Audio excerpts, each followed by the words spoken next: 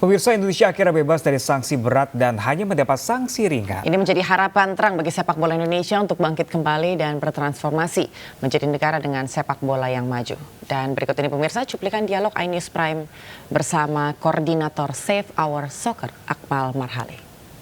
Baik, senyumnya cukup lebar nih. Apakah lega dengan keputusan FIFA? Ya, alhamdulillah ya, kita hanya mendapatkan kartu kuning, hukuman ringan dan akhirnya sepak bola kita setidaknya bisa menatap ke depan lebih baik walaupun sisa-sisa masalah di Piala Dunia yang ketika kita gagal untuk jadi tuan rumah masih tetap juga harus menjadi PR kita. Tapi ke depannya dengan sanksi ringan ini hanya sanksi administrasi, setidaknya SEA Games kita bisa tampil, para pemain kita di bawah pelatih Indra Safri, kemudian Piala Asia nanti yang akan digelar pada Januari 2024 juga kita bisa tampil di sana karena ini merupakan momentum buat sepak bola kita tidak di bench dan bisa tampil di event-event internasional.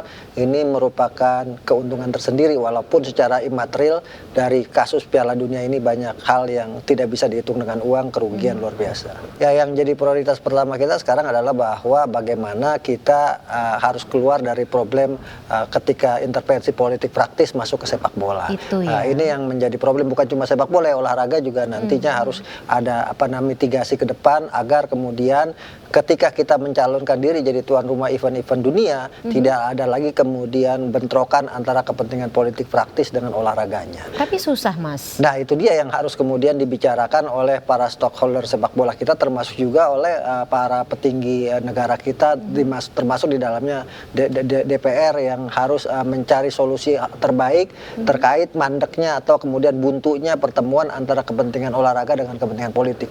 Harus ada judicial review menurut saya terhadap undang-undang kita, pembukaan undang-undang kita, apakah kita terjemahkan secara tekstual atau kontekstual. Kalau secara tekstual saya pikir berat untuk kita menjadi maju, tapi kalau kemudian kontekstual ini yang sangat penting, harus ada pengecualian antara olahraga dengan politik.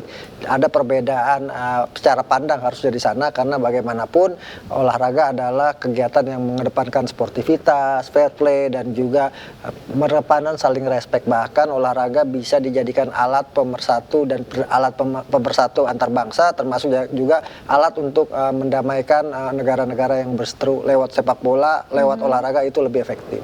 Ya, ada potensi kita menjadi tuan rumah U17, apalagi Peru kemudian batal atau dicoret jadi tuan rumah karena infrastruktur yang belum memenuhi syarat gitu kan. Sementara kita ada intervensi politik di dalamnya. Nah, lagi-lagi itu kalau kemudian kita mau ambil U17 harus sepakat dulu dari awal gitu kan. Jangan sampai nanti U17 kita ambil di tengah jalan atau ketika ada lagi kasus-kasus seperti ini yang membuat nama bangsa kita jelek di mata internasional. Jadi kita harus sepakat dulu semuanya, para politisi kita harus sepakat, kemudian pemerintah baik pusat daerah harus sepakat, termasuk kita sebagai penggemar sepak bola harus bersepakat bisa memisahkan antara olahraga dengan politik.